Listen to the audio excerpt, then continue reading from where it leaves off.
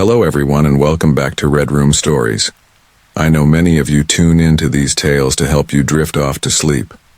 So before we settle in, I'd love for each of you to leave a comment sharing where in the world you're listening from. And if you're enjoying the episodes, don't forget to like and subscribe to the channel. Now let's get comfortable, relax, and begin. The dim glow of the streetlight flickered as Evelyn stepped out of her car, a much-needed reprieve from her suffocating urban existence. Every day in the city mashed her spirits under the weight of concrete and routine, and so here she was, drawn to this small coastal town, the last fringes of the known world, to unwind and escape the city's clamor. The salt-laden breeze mixed with the tang of rotting seaweed, brushing past her skin like a ghost's caress. Yet, a creeping chill trudged through her, a sensation that whispered something wasn't quite right. Evelyn settled into a modest bed and breakfast that creaked and groaned as if waking from a long slumber. Its decor was a peculiar blend of nautical, trinkets and faded portraits, eyes that seemed to follow her every movement. The air was heavy with the scent of mildew, the wallpaper peeling like old skin. She was told of a local legend, an old shipwreck called the Lady of the Abyss, which had been cursed. The locals had grown accustomed to ignoring the stories, but hints of muffled cries from the depths haunted her nights. In the days that followed, Evelyn roamed the rocky shoreline, collecting pieces of flotsam that told stories of lives once lived and lost. Each piece of driftwood sang songs of sorrow as they hit against the jagged rocks. On her third day, she stumbled upon a tattered journal half buried in the sand. The pages were brittle and the ink had faded, but amidst the scrawled notes, she caught fragments of frantic handwriting, a sailor's frantic entries detailing visions from the shipwreck. "The sea demands a sacrifice," one line read, sending an icy tremor down her spine. Evening descended quickly in this isolated town, swallowing up the warmth and replacing it with an unsettling dusk. Evelyn found herself drawn to the lighthouse, an ancient sentinel standing defiantly against the waves. It loomed with a haunted grandeur, its light occasionally sputtering as if warning of impending doom. As she climbed the spiral staircase, the air grew colder, carrying the scent of brine and decay. Each step echoed loudly, a reminder of her isolation in this forgotten place.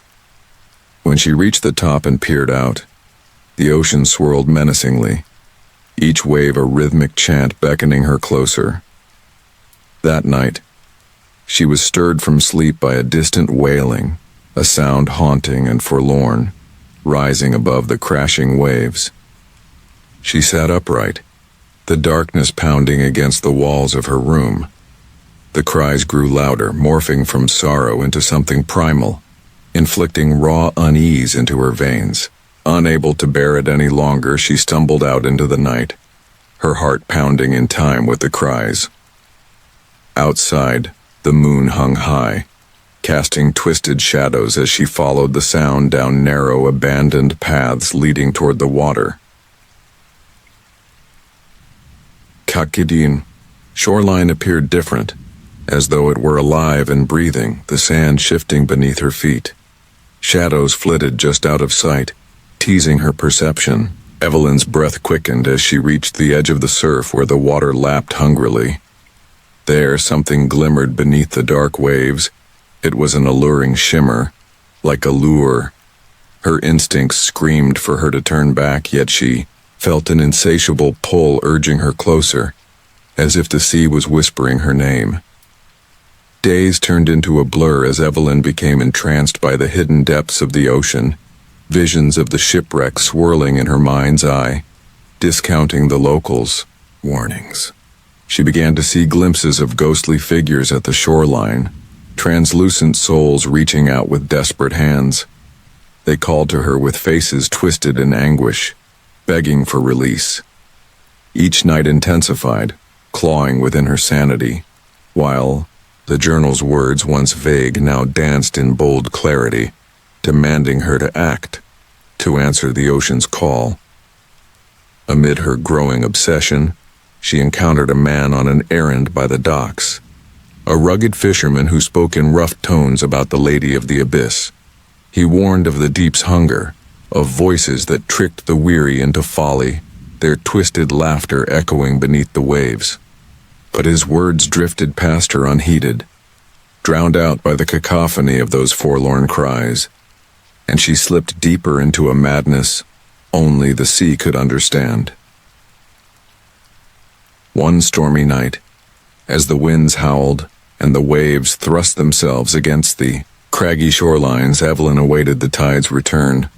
Mesmerized by the fury of nature, out in the churning waters she believed she saw it, the ship, the Lady of the Abyss, emerging through the tumult like a nightmarish specter. Fragments of memory rushed through her, not her own, but borrowed from those lost to despair. A sense of belonging washed over her, intoxicating as she felt herself becoming one with the darkness. As she stepped into the surf, the icy water enveloped her legs, numbing the edges of her existence. The cries grew louder, and amid their chaos she felt a warm embrace, a beckoning to join. But the tide was unforgiving, pulling at her, dragging her deeper into the abyss, where a family of shadows joined in communion, their ghastly forms twisting and melding around her. As she sank beneath the surface, she saw their faces, the souls of the lost, claiming her as their own. Evelyn was neither dead nor truly alive, ensnared in a world where time ceased to exist, dwelling in a nightmare of her creation. Her mind spun in a kaleidoscope of fear as the last remnants of her humanity unraveled in the murky depths. The sea tasted of salt and despair, filling her lungs and replacing her thoughts with whispers of endless darkness and hollow laughter that resonated through the void. Months passed before locals noted the absence of the spirited woman who had wandered into their lives. The tide washed in and out, yet the shore remained undisturbed, untouched by footprints. Only the wind carried bits and pieces of her spirit, fragments of laughter, mingling with sorrowful echoes of the sea, leaving a haunting reminder of what once was.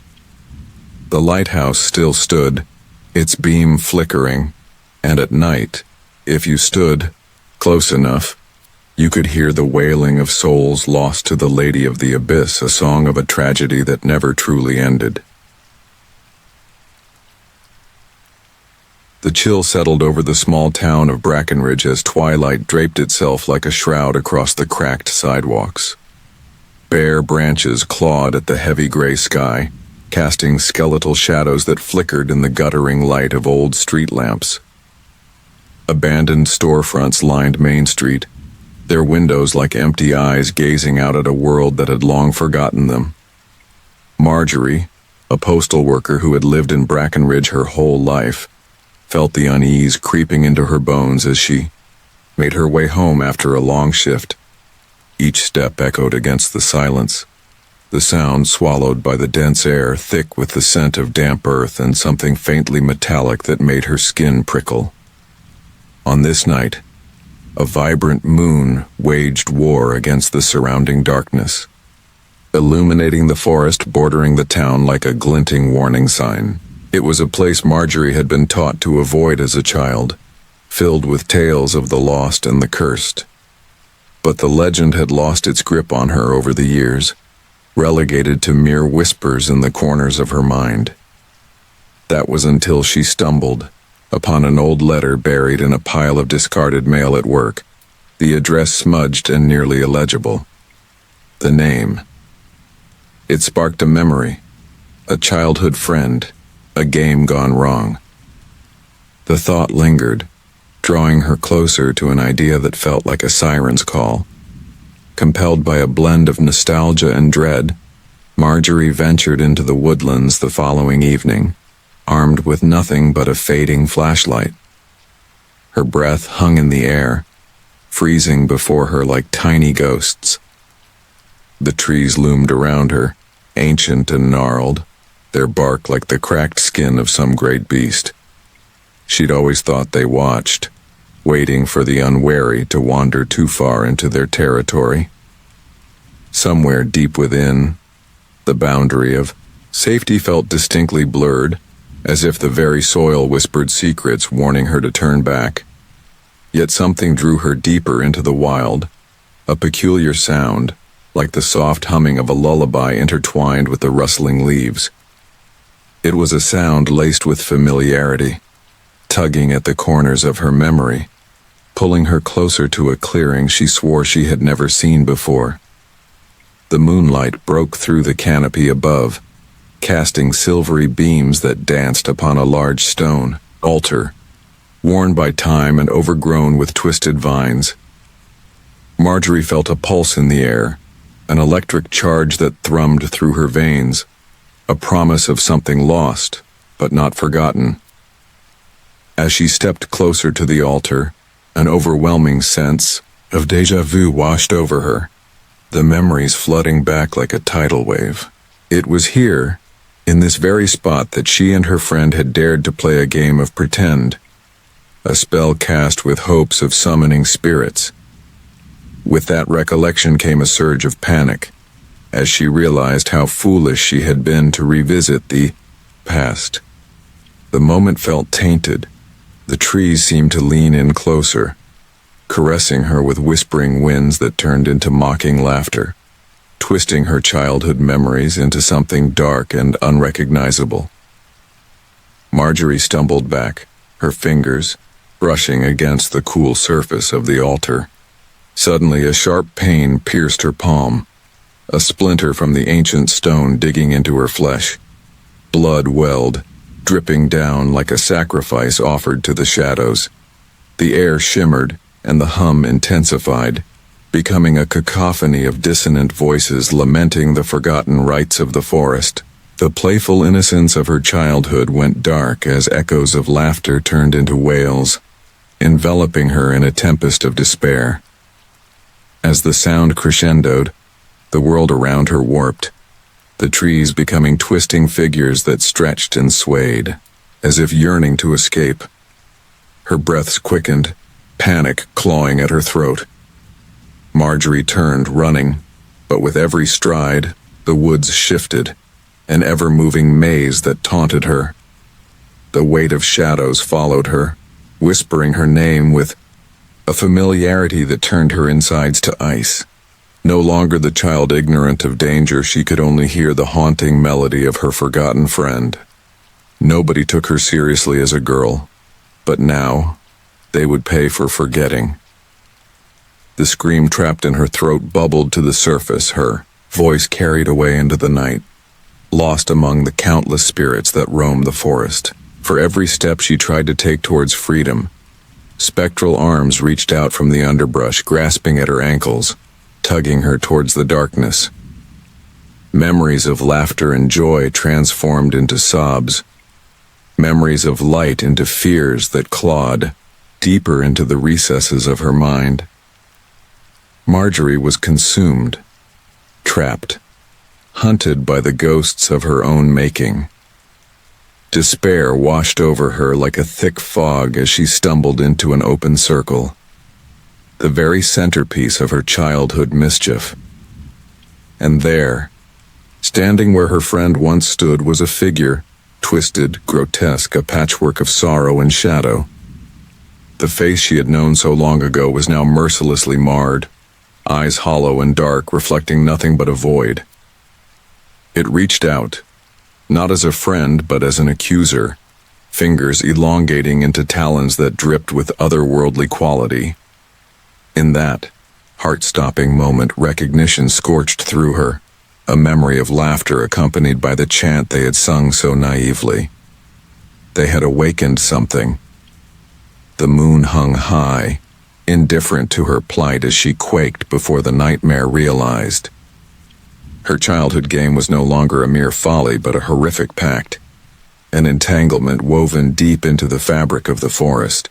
The wind shrieked, and everything she had known twisted into an unspeakable entity that had been lying dormant, waiting for her return.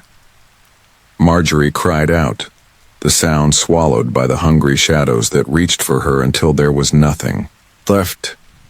Only a deafening silence broken by the soft, warm breeze that swept across Brackenridge in the dead of night. Days turned into weeks as the townsfolk of Brackenridge noticed a void where Marjorie had once stood. Those who ventured near the forest spoke less and less about the forgotten games of youth and the shadows that stretched ever longer at dusk. The news of her disappearance faded into the wind, a ghost story tucked away in the recesses of their minds. But at night the valley echoed with the soft hum of a lullaby, drifting through the trees, beckoning for the brave or the foolish to join her in the depths of the haunted woods, where the whispers would always remain.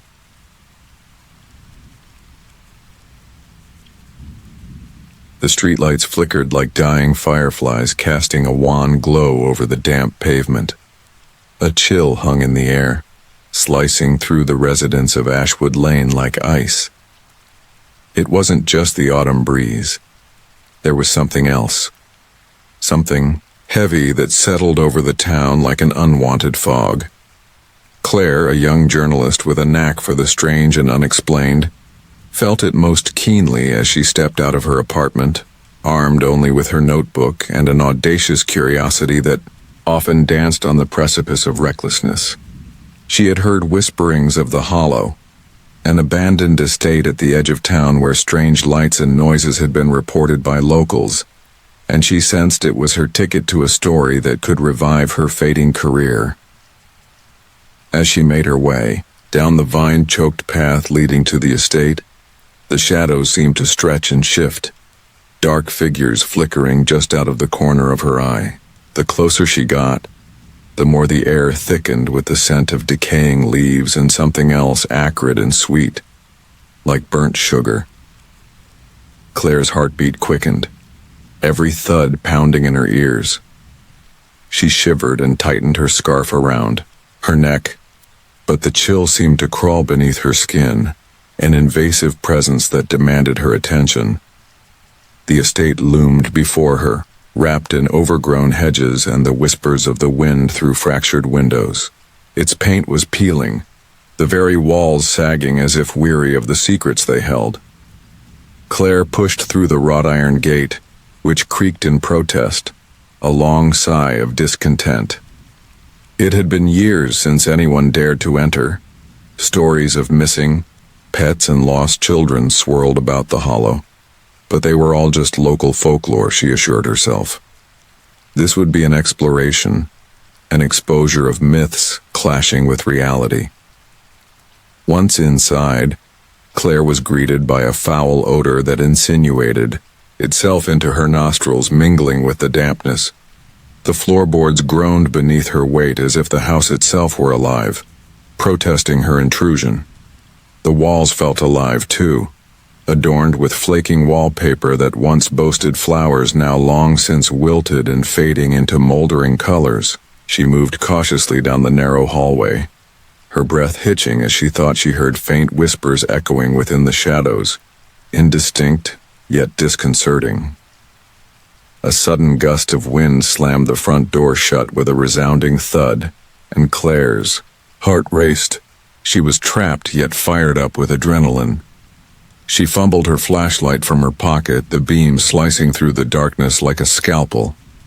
It landed on a portrait hanging crookedly on the wall, a family, their expressions eerily blank, eyes seeming to follow her. She felt a strong compulsion to touch the frame. As her fingers brushed the cold wood, a coldness shot through her, bringing with it visions of their lives, laughter, grief, an unsettling aura of despair. Pushing down her unease, Claire continued, deeper into the house, her focus shifting as she heard it. Soft, rhythmic tapping echoing through the hall as though someone, or something, was attempting to communicate. Her breath hitched and uncertainty crept in, an unsettling sense that she was not alone. Moving toward the sound, she found herself in a large, dust-laden room with a cracked mirror opposite her, reflecting an unsettling, distorted image of herself.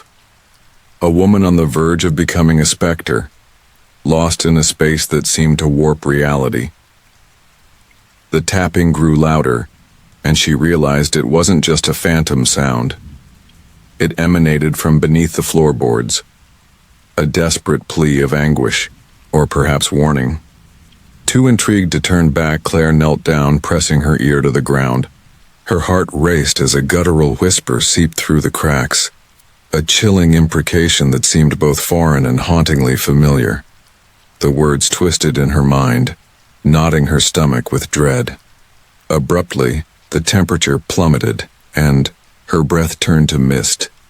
As if the house itself had exhaled, a cacophony of whispers erupted around her, calling her name, echoing from the shadows, blending into one another like a murmur in a dream. Claire scrambled to her feet, panic gripping her.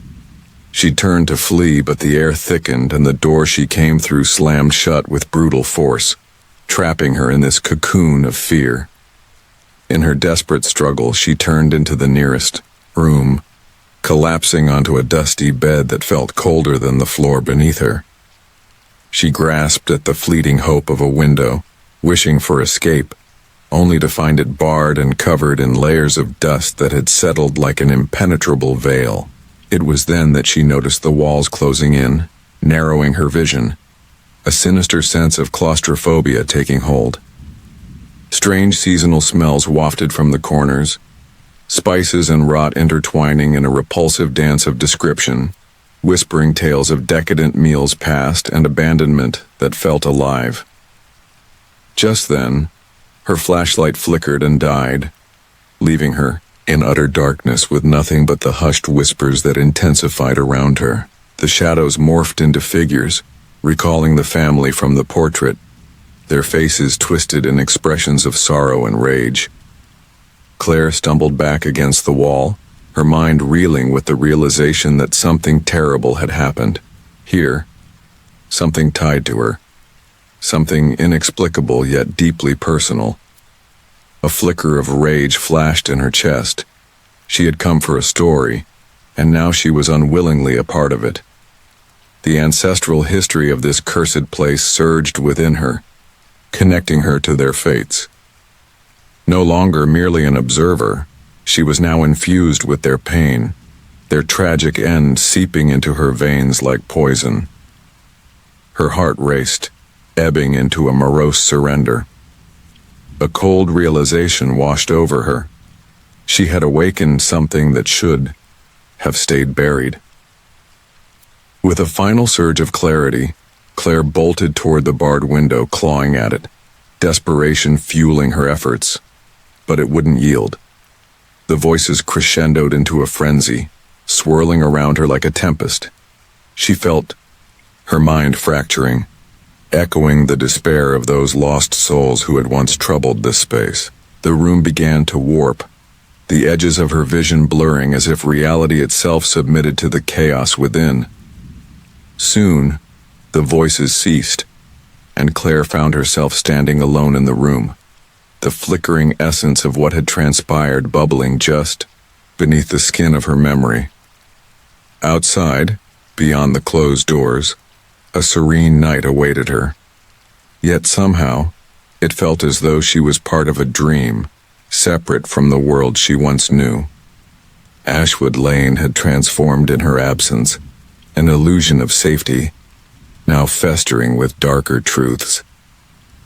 A distant scream echoed through the empty rooms, and for half a heartbeat, she felt an answering scream rise from her throat, swallowed whole by the silence. The door creaked open, inviting her back into the maze of shadows as the house settled around her. Shadows stretched, beckoning her deeper, yet instead of finding fear, a curious sense of home enveloped her. The realization gripped her heart. She was no longer Claire, the journalist seeking truth. She was part of the hollow, forever entwined with those lost souls, a keeper of secrets that demanded to be told.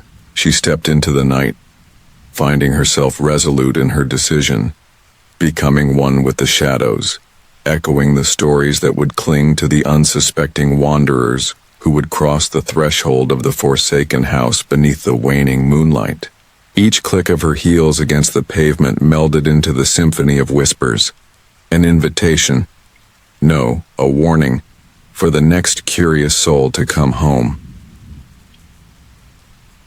In the heart of Willow Grove, a quaint town nestled between jagged mountains, the sun set with an eerie glow, casting long, twisted shadows that danced against the mottled walls of the abandoned chapel. Strangers rarely wandered here, for the stories whispered through the town spoke of shadowed figures prowling the coniferous woods, of disembodied whispers luring the curious too deep into the darkness. Annalise, a historian with a penchant for the macabre, found herself irresistibly drawn to these tales, her fingers itching to unravel the threads of lore that bound Willow Grove's past in secrecy. She had moved into the town with dreams of writing a definitive book on its haunted history, yet unease settled over her like the oppressive fog that slithered into her small, creaking home at night. The first inkling of dread struck as night fell, the air heavy with the scent of damp earth and decaying leaves. Annalise's research quickly revealed that the chapel, once a place of light and community, had been abandoned after a series of unspeakable rituals culminated in the disappearance of several townsfolk. Each page she turned unfurled a tapestry of despair, bringing with it an eerie crescendo of unsettling noises, creaks, a distant whispering, the unmistakable crunch of leaves beneath phantom footsteps. As she delved deeper into the town's history, Annalise began visiting the chapel compelled by an unexplainable force. Each visit pulsed with tension, the air thickening as if the shadows were pulling her in, warding her off, and beckoning her simultaneously. One rainy evening, she discovered an ancient journal buried beneath rotting floorboards. Its pages were yellowed, ink-smeared but legible, recounting the rituals meant to conjure protection from the forest's wrath, an intersection of belief and desperation that left a chilling imprint on her mind. That night, the dreams began. Annalise found herself wandering the desolate woods, guided by twisted trees that seemed to whisper her name. The air, sharp with the scent of pine and something foul, tugged at her senses, urging her deeper into the heart of the forest, where shadows coiled like serpents. Weak, moaning tones echoed, melting into a cacophony of overlapping breaths, and she would often wake in her bed, gasping, the weight of something heavy pressing down on her chest. Days turned into weeks, each passing moment leaving Annalise more unhinged. The townsfolk's gazes grew sharper, their old wives' tales mutating into warnings.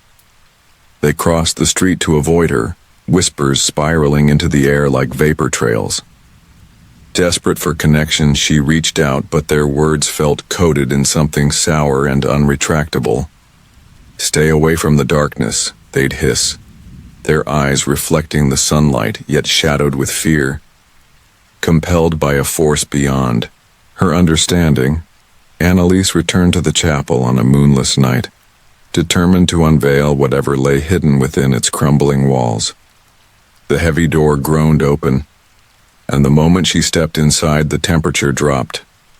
Breath frosted in the air, mingling with a thick, coppery scent that reeked of decay. A pulsating darkness seemed to emerge from the very stones, throbbing with malignancy and desperation. In the center of the chapel, she found a circle drawn with crimson that seemed to pulse and breathe in the dim light of her flashlight.